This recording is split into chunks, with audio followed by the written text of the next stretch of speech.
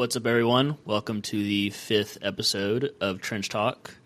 My name is Anonymous22 with my usual co-hosts Intervene and LTR today. How are y'all doing? Doing great. Doing good. Love to see it. So today we're going to talk about probably just two main topics. We'll just go ahead and just dive into the first one. I said we talk about ETH and kind of the ETH ETF and kind of the ETH on-chain season that has kind of started, but also may kind of start up. Anyone want to take a stab at that, or want me to go first? You can go for it. Okay, all right. So I am not the most knowledgeable on anything ETF related. I'm literally very small brain, so I'll probably just talk about mostly ETH on chain. I mean, everyone knew kind of how hot Sol was getting and how the trading volume was there, and it really led to just a super easy and simple buy the bottom of a bunch of good memes. Like, there's probably more, but the ones like I was mainly looking at was like Mog, Pepe, Joe were kind of like the main three, and there was like super, super easy bottoms, and then also sort of kind of there was people that transitioned from ETH into Sol trading, but some people honestly never really fully transitioned over and kind of just stayed on ETH, and they have made a resurgence as of recently. Like, they are going very, very... Some of them are going extremely hard, like on-chain ETH. Like, they're starting to watch every single contract again, look at different snipes, all of that. So it's been kind of interesting to see how I would say the ETH ETF has not only just made ETH go up in general, but also it's kind of brought volume back on chain. Like, you can just look at past numbers, like the ETH volume the past 2, 3, 4 weeks was pretty bad, and it is obviously increased as of recent. Yeah, it's been pretty insane. I think in our first or second episode, I came on and I was talking about how mostly I trade on ETH or Base. I've mostly been on Base for, I don't know, the past like couple months or so, but over the last 3 weeks, I guess, since we started the podcast, I've really started to force myself to spend more time on Sol. Sol's been a wild journey for me, like the past few weeks. I've gone up a ton on certain coins, and then I end up giving pretty big chunks back. I think appropriately sizing into coins is definitely something I need to make sure I keep focusing on. But with the news of the ETH ETF, I mean, everybody talked about it being a big event for May, and it seemed pretty unlikely. But when some folks on Wall Street essentially had updated their predictions on whether or not it would be approved from roughly a 25% chance to approval up to 75%, that's when we saw like the highest day in market cap gains that Ethereum has ever seen in a single day, I believe. So yeah, on Wednesday, we did get the approval, so to speak, but the applications from each individual firm or bank are still in limbo. They each all still need their own individual applications, but there's a lot of controversy around this. I think it has to be talked about from like a high level perspective. Obviously, we'll talk more about on-chain stuff and trades that we're looking at, but each individual ETF still has to be approved. But there was some controversy around like how this was looked at for stuff like Polymarket. Polymarket is a prediction market where you can just basically bet crypto against the other side. Like, you know, if people wanted to bet on the ETF getting approved, yes or no. Polymarket allows you to essentially bet into an order book or bid into an order book. And there's some controversy because Polymarket had actually technically ruled this a yes overall, even though like the individual ETFs have not been approved yet. I just thought that was interesting. But yeah, ETH on chain has come back pretty hard. You already mentioned some coins. Mog has gone crazy. Joe Coin has. We're even seeing some older ones too. Like, I've been looking at some interesting ones. Like Kabosu last night got a big pump because the Dogecoin dog was announced that it passed away, the name of the dog. We're also seeing like Harry Potter Obama Sonic Inu pump, the ticker Bitcoin. Even older stuff like that wasn't getting a ton of love. Like, I think SPX got a big candle yesterday. I think Smurfcat has seen some action. I saw Suzu tweeting about Small Su, which is an interesting one. He's like kind of seemed to like latch himself onto that coin. There's a lot that I'm watching. I just have like multi charts open. I think base still comes back eventually too, but yeah, it's an exciting time for ETH, and I think it is worth looking at new deploys. But also, I think the upside on a lot of these old memes are pretty insane. I think we're going to see multiple runners up in like the 50 to 100 mil plus range. I totally agree. But I will say that the interesting point is that it's mostly just old established memes that have communities that have been active. Besides like Jackpot yesterday, which was kind of like a MetaWin kind of scam coin, there hasn't really been any new launch that's been good or great. I think there probably will be eventually, but what was funny is that everyone was saying, okay, ETH on chain is going to come back, and then they're all hawking the new deploys, and then there just becomes a bunch of tax farm AI LARP scams, of course, on ETH, and I think that messed up with a lot of people. So I think to circumvent that, people are just bidding those old established 0.0 meme coins that have no tax because it's just easier and they know they won't get rugged, right? It's just pure trading. And I think that plays a large part into it. Yeah, I did not miss ETH at all. I'll be honest with you.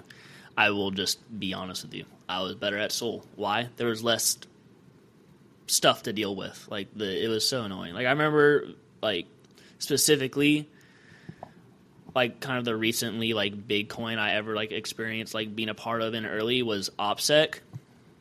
They launched with 50/50 taxes, and they had the taxes sit there for an hour. So we had to watch like around a 500k market cap coin kind of go from 500k to a mil with 50/50 taxes for an hour. You're just sitting there just wasting your time. Like it's just so annoying, obviously. But then like, you know, you see that, you have to deal with that, and then you see the coin run to 300 mil. Whatever your opinions whatever your opinions are on that coin doesn't really matter at this point. It's, you know, the initial launch and what it ran to. And it's just like, it's just so much to deal with. So it's really not my forte. But I will say, I just think it's going to be kind of obvious for ETH on chain to kind of come back on a heater. I really think it just needs that one big new launch to kind of get things started again. You know, kind of when Pepe came on, you know, huge run up on chain. I mean, almost yesterday there was that jackpot coin. I really do not know the longevity of that coin. I don't know what MetaWin's doing. I don't know if it's a scam. I don't know what they're doing. But, I mean, that coin did run from, I think it started at 250k market cap and it ran to 40 mil. So I think people are sitting here waiting for like a big runner. And that's kind of what you said at LTR. They rather just buy older coins. They don't want to deal with all the launch BS. But I do believe there's a lot of capital on the side waiting for some kind of stealth or very good launch to throw money at the moment. I will say that I don't think the ETH ETF means that, like, long term, that ETH on-chain comes back, just because the ETF, if you understand ETFs, they're not actually just buying ETH. And it's not like these people that buy the ETH ETF are going to be on-chain with this ETH. So I think short term, it will definitely cause a lot of these betas to run, such as Mog, such as Joe, such as Harry Potter, Obama, Masonic, Inu. I think it'll cause a lot of these to run for sure as betas to ETH, as betas to Pepe. And I do think we will see a resurgence of like new ETH launches, but really I think it'll just be the same participants that were playing ETH on-chain last summer. I don't really think it's going to be a ton of new retail, frankly. I think retail is on Sol. Especially as we've seen with Zack, which we can foray into that after this, which is perfect. But I do think retail just stays on Solana for this foreseeable future just because of how easy it is with Stripe integration and all that. So I do think if you are going to try and play this little musical chairs, as I'll call it, of ETH on-chain again, that you're going to have to be careful with your entries and exits for sure. Yeah, it'll be interesting to see. Like, I definitely agree more retail is on Sol.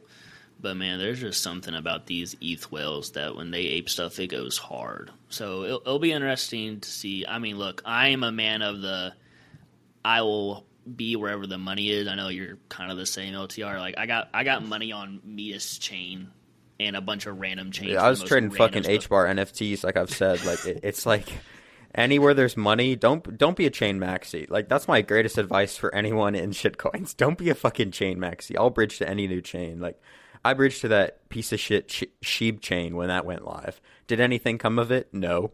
But like just the opportunity cost of having money on these new chains is very high. So I think you might want to just refill your banana. You refill your banana wallet with some ETH just in case. It doesn't hurt, and then just be ready. And I think if you see a cult coin come about, a cult 00 meme coin on ETH come about kind of naturally. Jackpot yesterday wasn't what I would call natural at all. It was low float, 10% circulating, just kind of very, very insider, which is okay. But I think if we do see a very natural community-built meme coin, 00 tax on ETH, I think you should bid that, and bid that pretty heavily just in case. Yeah, I think we're very likely to see a coin like that. I agree. Because it's ETH, yeah, there's probably going to be taxes and whatnot up front, unfortunately. But there's just too many people that unfortunately are ETH maxis and have a following only on this chain, and they're going to go back to just the simple ways that they know to make money. Form a cult, launch a coin, shill the crap out of it, whether it's on their Telegram channels, on Twitter. It may not be fully organic, but I think there's probably teams that have been really building stuff for like the past month or so, maybe longer. And either are going to launch it on mainnet or they're waiting for on-chain summer base to start, which starts in like a week. So something's going to be there. I definitely think it's smart, to your point, to have your banana wallet or whatever bot you choose to use set up for mainnet and set up for base just in case something actually pops off. I totally agree. I also think like the good thing about ETH and base and these chains is that Etherscan and just on-chain analysis in general is so easy on ETH, especially with all the tools. I mean, Solana, it's just a pain in the butt. So I would, in preparation for that, maybe look at some insider coins, look at some top holders of these runners, get a little bit of a database going for ETH just in case it does come back, and I think you'll reap some rewards for sure. You gotta put in the work. I will say though, I mean, I completely understand why some people would just stay on ETH. Like, if you develop a system in anything that you are extremely good at, it makes sense not to really leave. Like, I know one day we'll probably have Rec on here, and I mean, I don't know to the full extent what he has privately tool-wise on ETH or what he exactly does to a full extent, but he is just built different compared to, I'd say, almost anyone else on the Ethereum blockchain. I mean, you saw it publicly live on the Banana Challenge.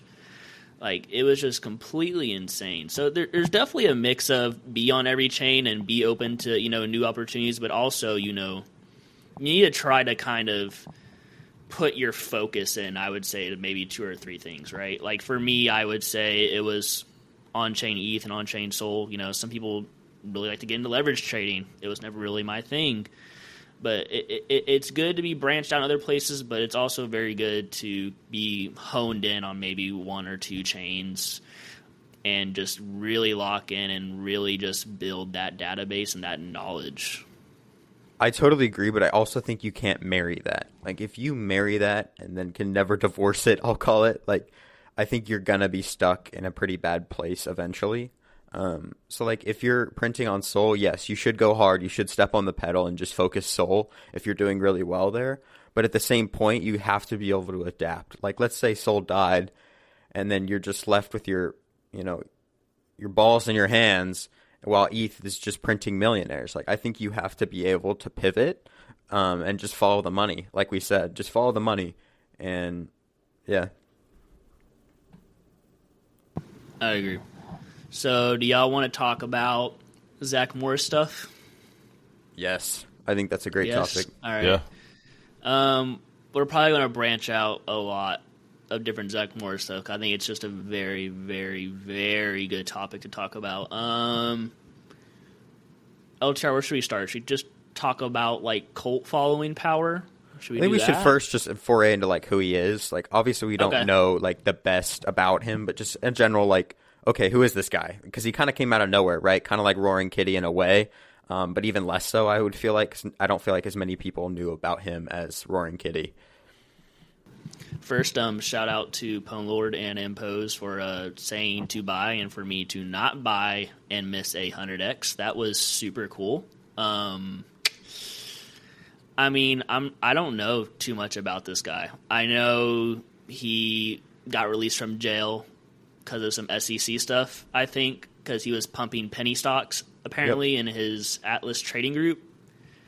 Something like that. Yeah, he basically went to court because him and this group called Atlas Trading were pumping penny stocks, kind of like if you were insider pump and dumping shitcoins, right? Like, it was kind of basically the same thing. And obviously, like, that's pretty much against the laws. It's not like crypto, which is unregulated. This is stocks, so very regulated. I don't think he went to jail, though. I think he won the case, if I'm not mistaken. Oh, damn. Anyway, he's back. His whole gang is back. He's back, and he's back into crypto because I think he sees that there's no regulation in crypto.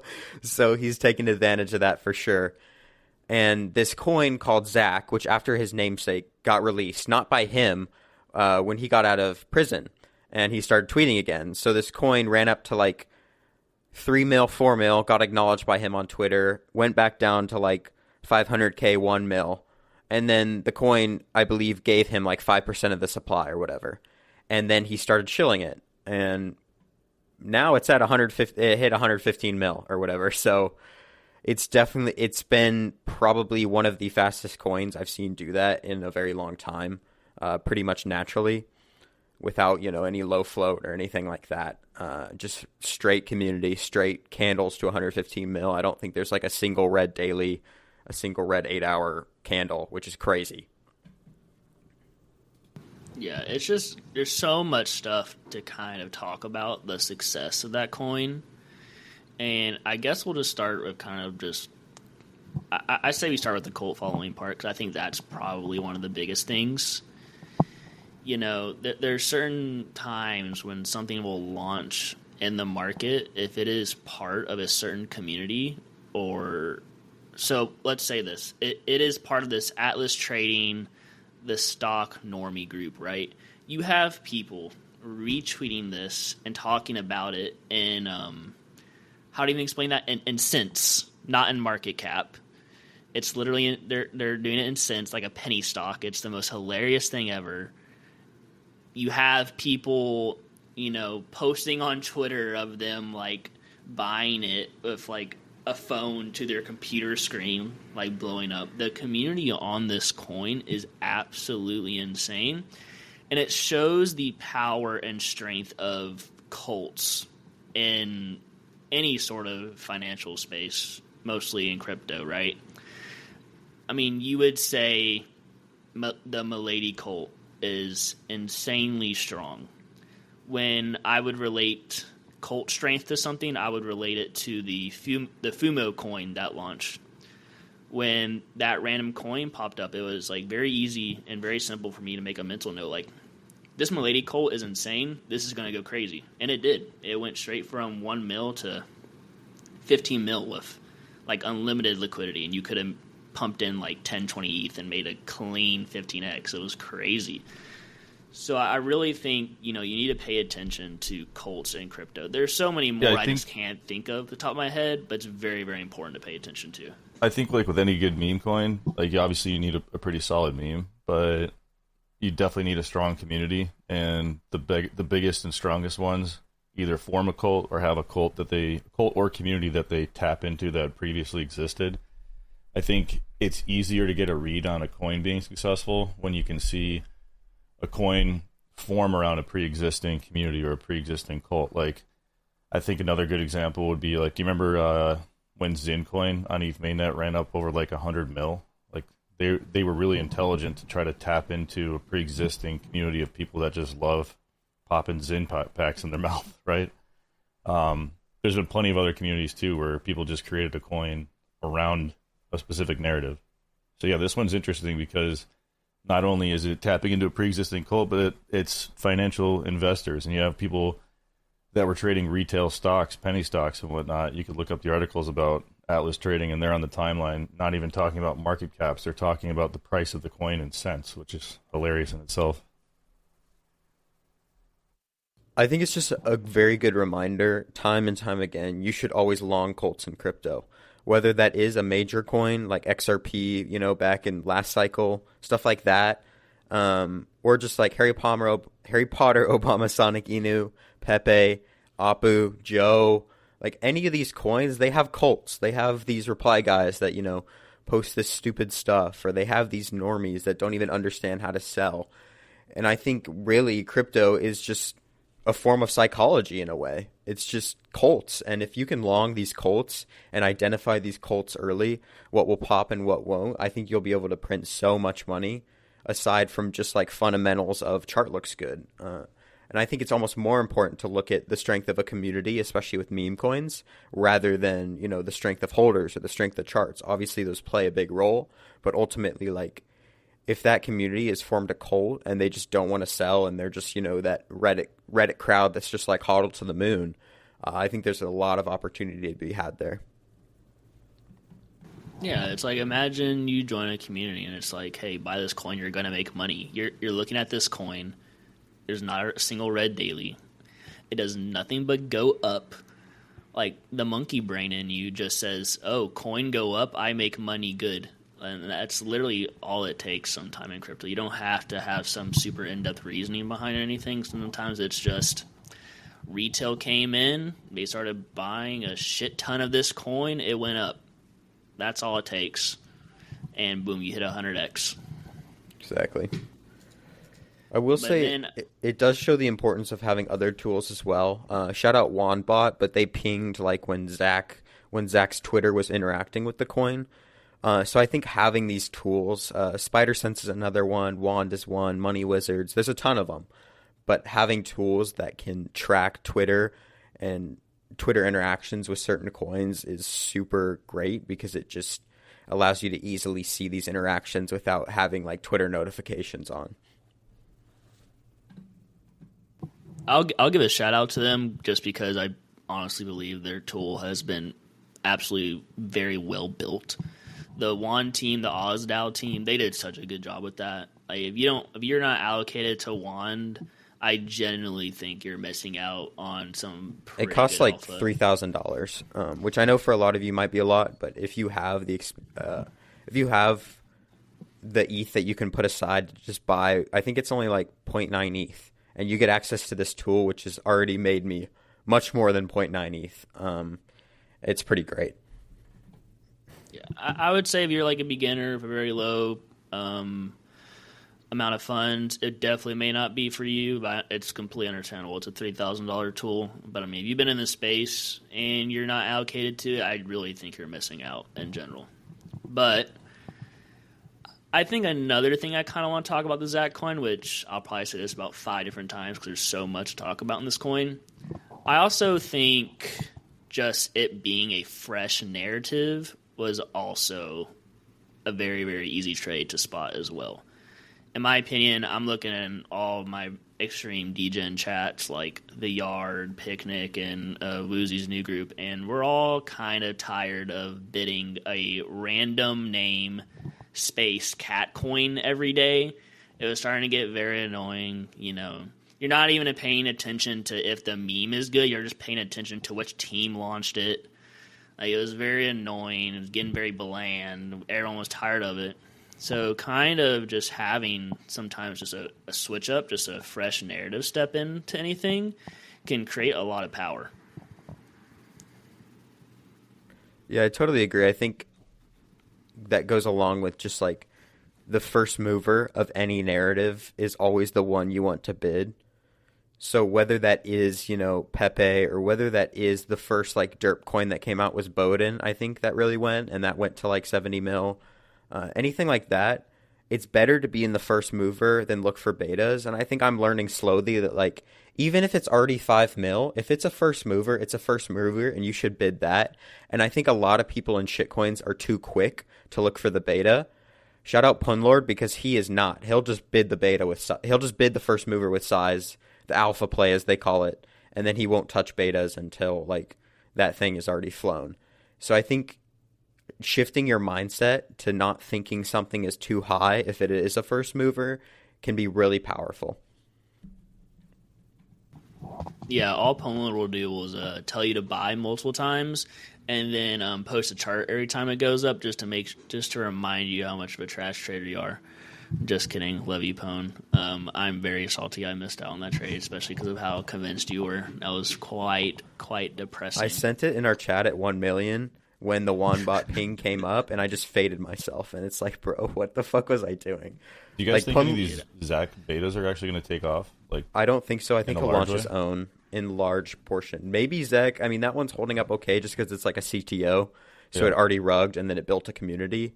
You talking about Zack, right? Yeah, the derp one. I don't love it, but something like that is probably your best bet just because it already rugged and already has a community or a little cult of its own. But beyond that, I saw something somewhere where, eventually Zack will probably just like launch his own dog coin or launch his own something or another just because he already has so much power. So if like Zack goes to 500 million or a billion, I mean, and then the Atlas group launches a little beta, I mean, it's just a money printing machine, which is interesting because normally a lot of these coins have betas that really pop, but we really haven't seen a beta pop huge. And I think it's just because that audience that is in Zack is mostly these normies that only care about Zack. Yeah. If I'm Zack, he is going to be launching something privately to make a crap ton of money. Yep. Like, he'll probably interact some of these coins just for the vibes, or like, I've seen it on chain. He's got like sent 20% of some coins sometimes. Will he ever sell it? I don't know, but I mean, it's definitely like probably a good strat for like a team launching a Zack coin to do so. But he gives vibes that he would launch his own thing. SEC ain't going to come after him. Well, I think the thing is that he's in such an interesting position in that he's up like 20 million or whatever on Zack, but he can't sell, right? Because if he sells, then if they see Zack sell, then it's just going to go to zero like in like 3 seconds. So I think he will eventually find other coins to be a part of or launch secretly just to be able to make money off of this cult in crypto that he's building. Just because he can't really sell Zack. I mean, I imagine he probably has side wallets, of course, but just this main wallet that he keeps talking about that has 0 SOL in it but has like 5% of Zack. The second he touches that or moves any Zack in that, all hell is going to break loose on the Zack chart. I kind of want to see it happen just because it'd be really funny, but he definitely is in like a rock and a hard place as far as he can't really take profit on his own coin at any point. Unless like it gets listed on fucking Bybit or Binance. I was gonna say he's gonna say, I'm just moving my coins to an exchange just for safer keeping. Totally. I guess I suppose he could LP it to get out some that way, but people would still see that. Yeah, people would just see it on chain and just panic. Yeah. I think that is an interesting thing about like these cult leaders though, is that unless they have these side wallets and unless they have some other form of making money off their likeness and off this coin, they're definitely in a hard place. Because like, yeah, okay, you're up, 10, 20 million, but the second you sell 1 cent of that, the chart's just going to go negative 80% because it's entirely based off your likeness. So it is like an interesting psychological game. Is like, especially with the team too, because I know the original team of Zack still has a lot of supply. It's almost like a Russian roulette standoff. Who's gonna crack first and take profit first, and it's always like kind of a ticking time bomb in a way. Yeah, I think as a trader, you like never want to be the person that's really in that position where you hold so much of a coin. I've been there before, and it's just like totally. You don't want the magnifying glass on you unless you're like, for whatever reason, just looking to gain some clout. It's, in my opinion, it's not worth it because people are going to watch your holdings, and as soon as you start to capitulate or sell, they're going to try to front run that and get their profits out before you do. So it's just like good. I know it's different in this case with Zack because he was gifted these coins and he's already leaned into it a lot and he's been publicly tweeting about the wallet. But I think in general, if you hold a crap ton of a coin, it's just good health to not put yourself under a magnifying glass. You should just disperse it, get it into multiple wallets so you can get out without people watching what you're doing. And also think about LPing it when you go to get out. That way you can probably get more profits. Like, yeah, you might see some impermanent or divergence loss, but yeah, people aren't going to front run your cells. And you can capture fees if you LP it. There's an elite tip in there. I know probably some people have been in this situation. I've been in this scenario before. Eventually, when you start getting good at wallet tracking and stuff, you'll find like insane launches very early. It is very smart if you grab a lot of it to disperse just immediately. It just helps people looking at the holders think it'll go up more and thinking you don't have all of it, so you'll probably make more money doing that. And also, B, it's kind of, I don't know, for me mentally, it's just better looking at it. Sometimes when I'm like, dude, I have 10% of this coin, it will not keep going up. It's better just to have it dispersed and just kind of makes you feel like you're, I don't know. It helps me not paper. That's my biggest thing. But, is there anything else that we want to talk about on the Zack coin? I mean, it's pretty crazy just kind of seeing. I guess we could sort of talk about just the stock and the normie like trading power. You know, we've kind of talked about it before, how we mostly believe that retail is coming to Solana just because, in my opinion, it's cheaper than ETH, so people think they have an upside to it. And then, two, in my opinion, it's just easier, less to deal with, and quicker. I mean, if you look at, you know, the young demographic, I mean, we probably all have ADHD. We're all attached to our phones. Our attention span is horrible. And that just fits Solana perfectly. That does not fit ETH. ETH, you have to have a little bit more of a brain, I would say. Solana, it's just, oh, funny cat coin, press buy button, make money, send memes, and Telegram. That's literally, like, the investment strategy at this point. Well, so I will say it's been very interesting to see these retail normies come into Zack. And also, I mean, we can also relate this maybe to Apu with kind of just Reddit people coming in, just different communities coming in. It's been really, really great to see, and it's shown the power of kind of reaching out to a different community can really make a very great impact on a coin. Well, I don't think it's that Solana is necessarily... It's definitely less complicated than ETH, but I think that's just because Solana on-chain is newer than ETH.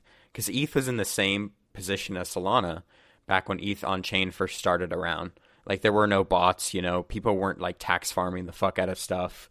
It was just, like, a bunch of normies and memes going hard and ham, and same with, you know, Binance Chain, same with BNB.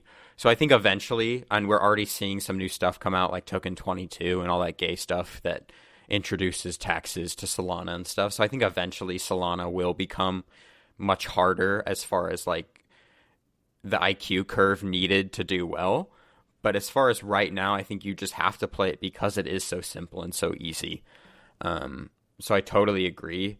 But I also think, like, it is important to recognize when retail communities are in a coin, and I think that's a huge bullish signal. Because, like, there are a lot of coins like Apu, which crypto Twitter didn't even know about until it was already like 50, 100 million market cap. And they're just like, okay, what the fuck is this? Where did this come from?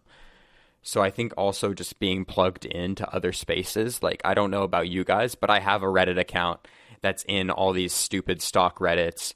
And then I have, you know, a 4chan account, and I have a TikTok account, and I have all these other things to try and listen in on all these different communities rather than just staying within the crypto Twitter bubble. Yeah, that's definitely super important. So,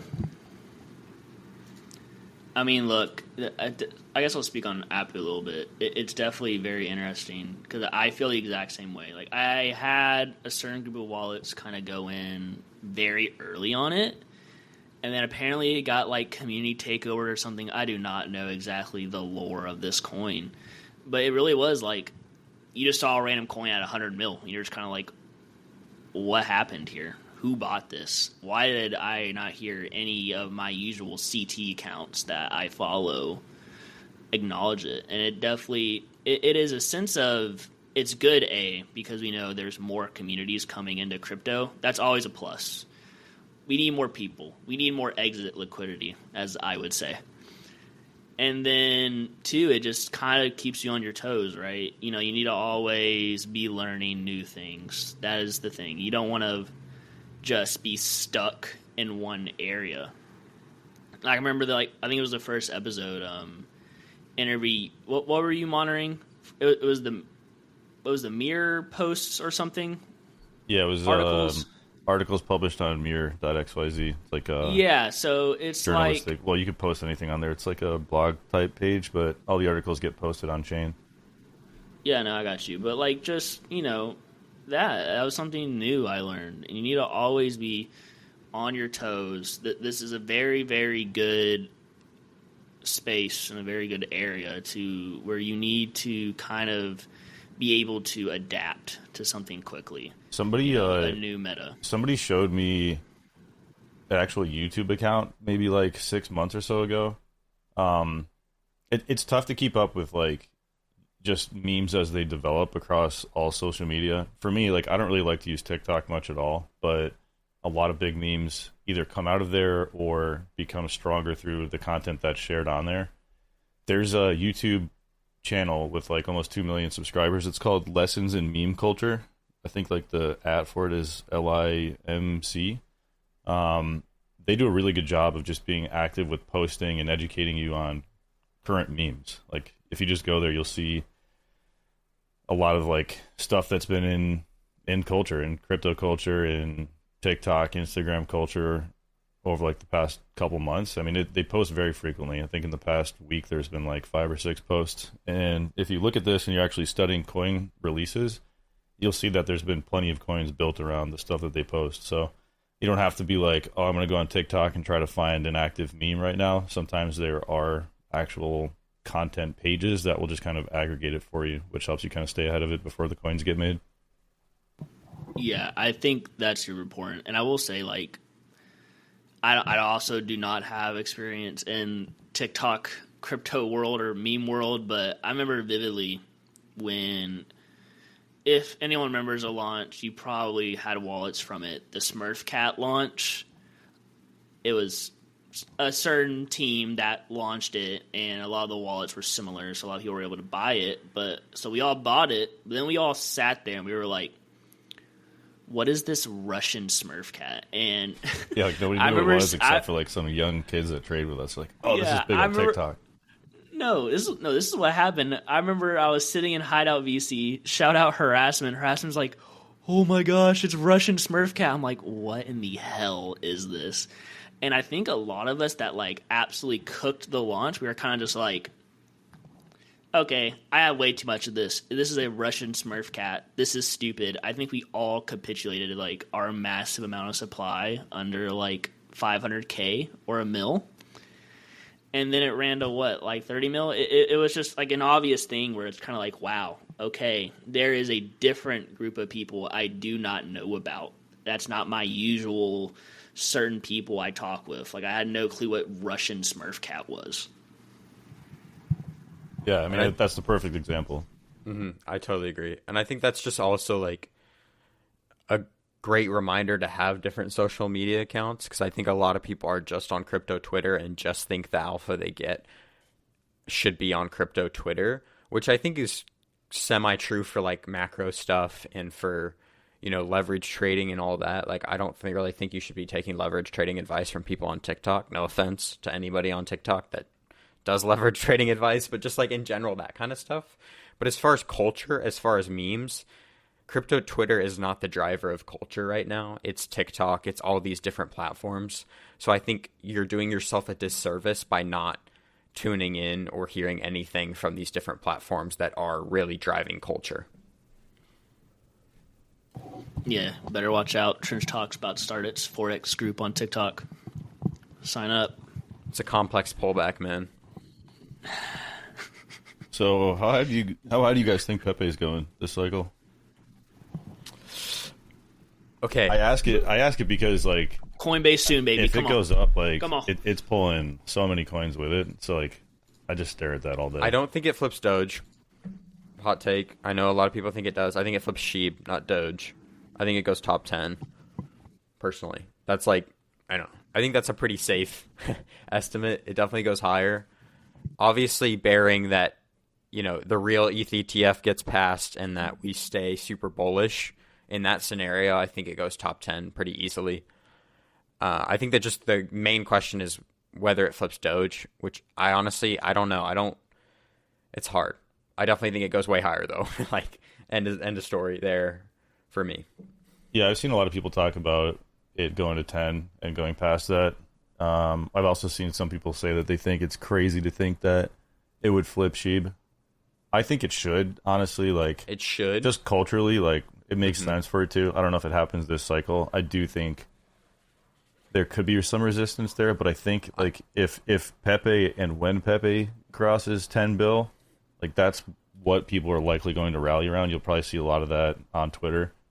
Like, how, like, people will latch on to, like, okay, we got to flip this. Like, for example, when Pepe was way down below a bill and that pork coin came out from Poly, their holders were able to rally around, okay, let's flip the frog. Like, let's actually flip Pepe, which they did very briefly. So you can see stuff like that happen. I think if Pepe goes past 10 bill, the idea of it flipping SHIB will probably be something that people will rally around. And just for context, Shiba Inu is at just over 14 bill market cap right now, and Dogecoin is at like 23.5 bill. I think the thing we do have to remember, though, is that there's much more dilution in memes. Whereas, like, when Dogecoin came out, like, that was the meme you bought. Like, there wasn't really anything else. You just, like, if you wanted the meme coin, you bought Dogecoin. Whereas now you have so many choices, right? Like, you have Mog, you have Joe, you have all these other memes that are on centralized exchanges even. So it is interesting. Yes, is Pepe the leader? Yes, it is. I totally think it is. Pepe and Whiff, for sure. But just like in that example, like Whiff and Pepe are pretty neck and neck in a way. So it's like you don't just have this clear, okay, I'm in memes, I buy this. You have all these other things. So I think that portion or that aspect could limit Pepe's true potential.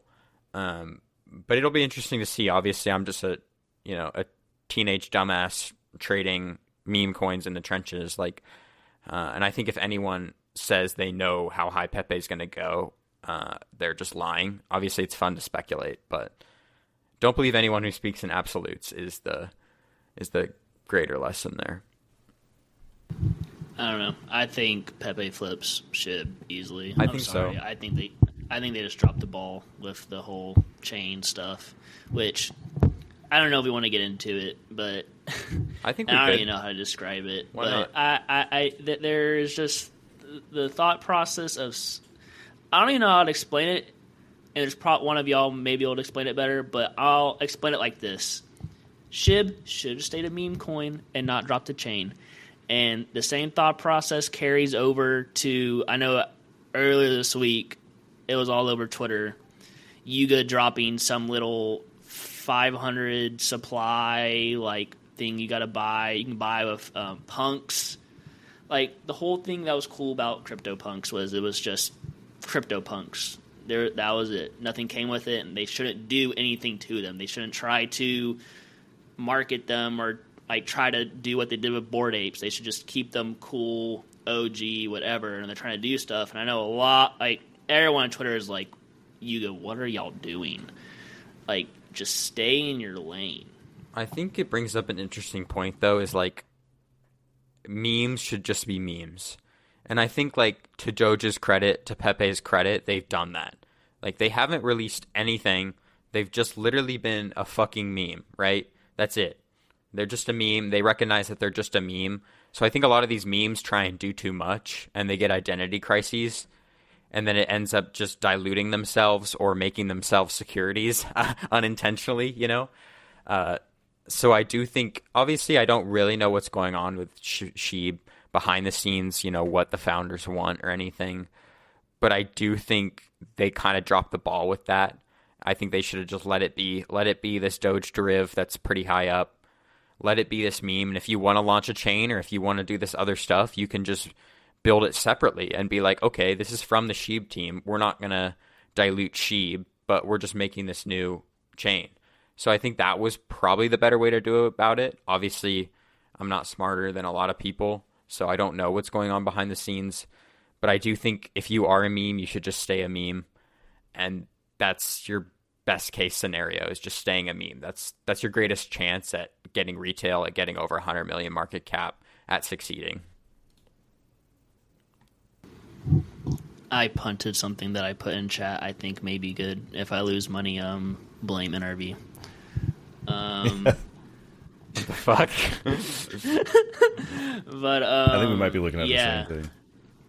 But yeah, no, that's definitely an interesting take. NRV, do you have anything on that or no? What you posted in chat? No. Oh. Shout out David Hoffman. Is that what it is? Look at that. We're shilling coins. I'm not shilling anything. Oh, I'm shilling. Look, guys, when I shill a coin, I'm gonna have. I always make this joke in my college channel. When I start like posting super small coins, I'm gonna own 50%, just dump on them. But anyways. Okay, clip that. You heard it here first. We're arresting Anonymous22 for insider pump and dump trading. He's related to Nancy Pelosi. You heard it here. What's SEC gonna do? We got my boy Zack calling coins. It's all right. It's fine. It's whatever. Y'all think anyone's like actually gonna get caught? Oh yeah, easily. All the stuff that we're doing? Easily. It's gonna come for sure. It's pretty bad. It's gonna come for very, sure. I'm very seeing bad. docs people that live in New York City doing this stuff, and I'm like, just wait 1 or 2 years. They're gonna be done for. Trust me. I don't know. I would hope so, because some of this stuff that I see on chain is absolutely horrid, and these people deserve jail. There's no other way to put it. I think probably the most recent thing that I saw was maybe like a month or two ago, all those utility coins that literally like went from 100 millions market cap, like almost zeroed in a day. Like, that is insane. Jail is needed, and it'll be interesting to see kind of if anything really I want to happens, listen to the court proceedings. Like, can you imagine how funny that would be? So you're being incarcerated for pumping 69 420 ass Inu to 60 million market cap and then dumping all of it on your followers. Like, I don't know. Trying to see that in a professional setting, I think would just be so funny. It's gonna be great. It's gonna be great, and you know, Twitter will just be. I love crypto Twitter. Like, everyone's just gonna be so all over it. It's gonna be great. The memes will be are so always good. great. Yeah. I would never pick a different community to work in. You know, this is really the best space. You know, I generally have a good time just spending 80 hours a week in crypto, just sitting here trolling, just doing a bunch of stuff. Like, literally, I'm trying to actually get a job at the moment, just because I want to like base my expenses off of just like an actual base salary, and kind of just hold all my crypto and just keep trading off my crypto and not live off of it anymore. And it's like, I'm applying all these jobs, getting no response, and every time I get a decline, I'm like, I just want to reply to them, well, I just made my yearly salary Okay, this buddy. month. And it's just like, it's so funny kind of how hard like the job space is. You're choking on it. How but I'm just saying, like, it's not even like to my like amount of money I'm making. I swear someone could just come in and just like making like 2 SOL or 1 SOL a day is like a good amount of money. Yeah, I think we don't realize that like 98% of of people job. zero out though, and 98% of people probably don't make any money or lose money and then quit. I think we do have to be aware that like a lot of the traders we see on CT are the traders that stuck around, so it's survivorship bias, right? Like, the ones that are surviving are probably doing okay, but how many people have entered and quit and lost money that aren't here? It's like that whole plain Venn diagram that shows, you know, the bullet holes and where you have to repair. Yeah, I guess that's valid. I will admit, I definitely don't know exactly the numbers on how many people like quit crypto, you know. But I mean, still, like, I know airdrop farming, some of it does take a risk, because some of it you do have to put up capital. I think airdrop farming is pretty much dead. now. Yeah, it's dead now, but I mean, there's still opportunities, and I still think it's honestly the best space possible to just pay attention to. Like, there's still going to be opportunities where, like, Rest you really in don't peace, have to spend CC2 any Ventures. money.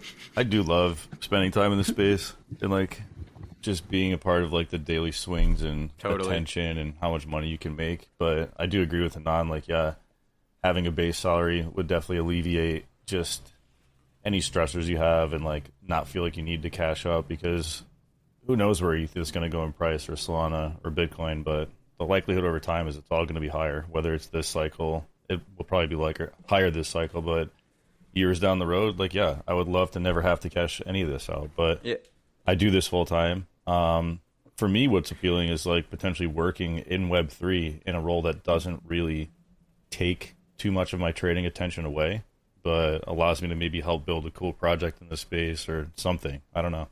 I've always kind of like looked for roles like that because it would be nice to have the salary, but depending on what it is, like if it's going to distract me from my trading, I'm simply just not doing it, because that's where the higher upside is. But yeah, it's something I think about sometimes too. I think an important part that people fail to realize is that if you do want to go full time in this space, you should have a very large buffer net. Like, you should have enough money already built up that, like, if you made $0 for 3 years, you'd still be okay, right? And I think a lot of people, you know, they'll hit a big win or something, you know, they'll hit a big 6-figure win and then immediately, okay, I'm going full time. And it's like, oh, well, I don't really think that's that smart. So I don't think people should feel pressured to go full time. If you can, and if you are in the position, if you are a great trader like NRV that can go full time, I think it's great, because your opportunity cost just goes way higher, that you can afford to be at your computer all day and not miss a play. But I think people do have to be careful, and that if you have a job and if you love your job and that it allows you to be more risk on and not worry about zeroing out, I think that's really powerful as well. Yes, Steph, that's a very, very, very good point. You need to find a good balance. But anyways, is there anything else you'd like to talk about? Is anyone looking at any new launches coming up or anything for the future? There is that giant Soul pre-sale that just happened. I forget the name. Slap City or something. Slap City? They raised 6,000 Soul, so that might be one to watch out for. I don't know anything about it. I'm not condoning it. I'm not even in it, but I just know that was super hot over the weekend. So maybe watch out for that. I think it's like incubated by some big Soul platform. Otherwise, like we said earlier, I think you should load up your ETH wallets just in case. Be ready for some stuff. But specific launches, no. I don't have anything. I have a feeling this pre-sale crap is going to come back.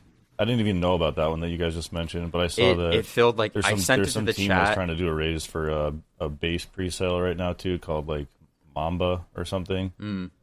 It's just, I hate when teams do this, because there's like a 99% chance that they're not going to put all the funds in the LP. Yep. So no matter what, they are extracting from this space, and it's not healthy. And unfortunately, you have people that can't be very successful in trading, and they just build crap like that and pad their pockets and then set themselves up for like another year or two of not having to trade well. It's annoying, but I'm starting to see stuff like that. So maybe we do see more pre-sales. I'm very much looking forward to a coin called Borpa.